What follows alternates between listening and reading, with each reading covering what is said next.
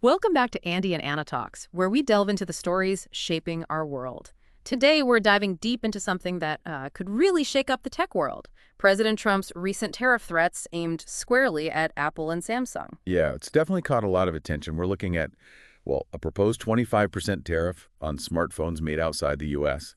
And like you said, this is bigger than just the price of your next phone. Yeah. It could potentially change how these huge tech companies operate globally, affect those really complex supply chains they depend on. Okay, let's get into the details. This wasn't exactly a formal policy change yet, was it? More like a shot across the bow. That's right. On May 23rd, 2025, the former president used Truth Social, his platform, sort of float this idea.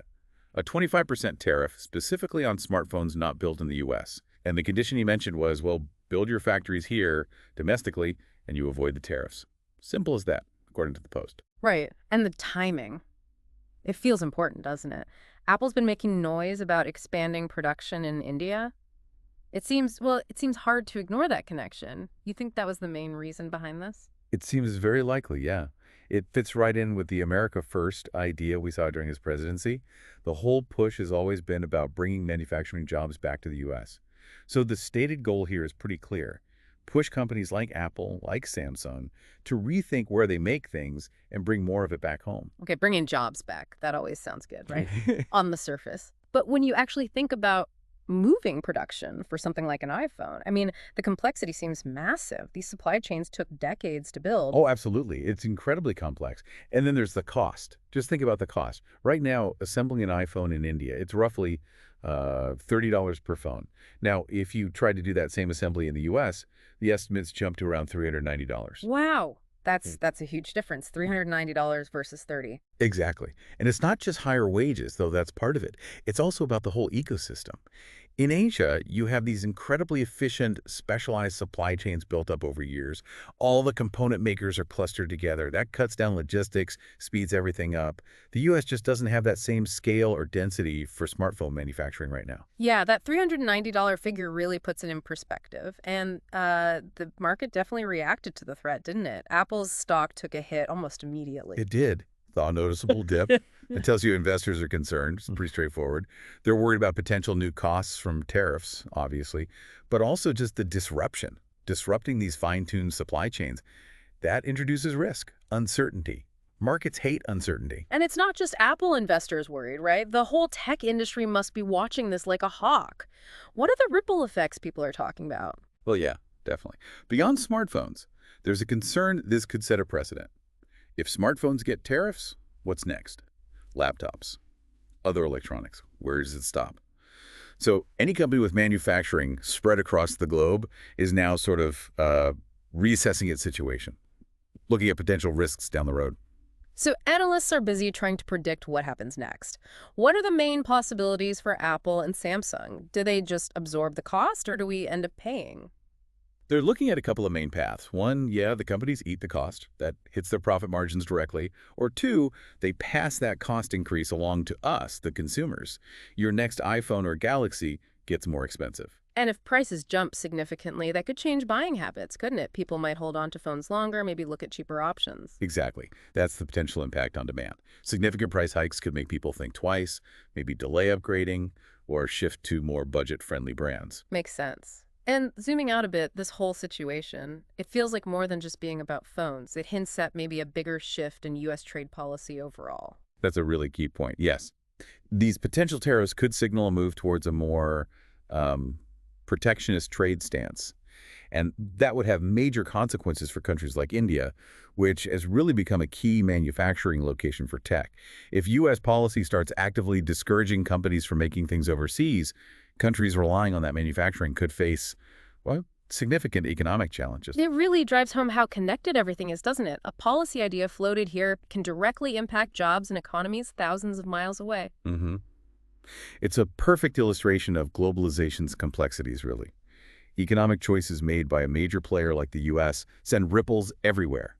It shows just how tangled up our global economy is. So, okay, if you're sitting in the boardroom at Apple or Samsung right now, what are the strategic choices you're realistically weighing? Stick with the plan or make a big change? Well, they're likely looking at a few scenarios. Option 1, keep expanding in places like India, but accept the risk that these tariffs might actually happen. Option 2, seriously consider moving manufacturing to the U.S., but then you face those huge hurdles we talked about, the much higher costs, building entirely new infrastructure. That's not easy or fast. Right. And then there's maybe a third way, looking at other countries, ones that have maybe better trade deals with the U.S. So that sounds like a huge logistical challenge, too. Yes, that's another possibility, diversifying. Spreading the manufacturing footprint to other countries could reduce the risk from potential U.S. tariffs.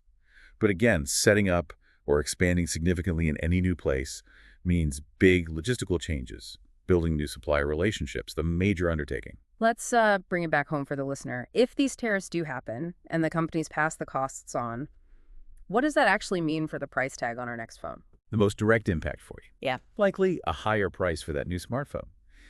How much higher would depend on how much of the tariff costs the companies decide to absorb versus pass on. Could be noticeable. And like we touched on, that could really change things. Maybe more people start looking at mid-range phones or just skip upgrading for a year. Precisely. Consumers might become more sensitive to price. We can see shifts towards cheaper alternatives or people just holding onto devices longer.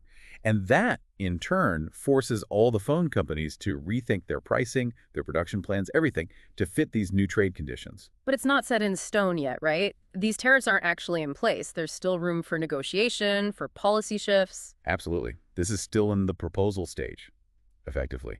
We could definitely see talks between the tech companies and the government.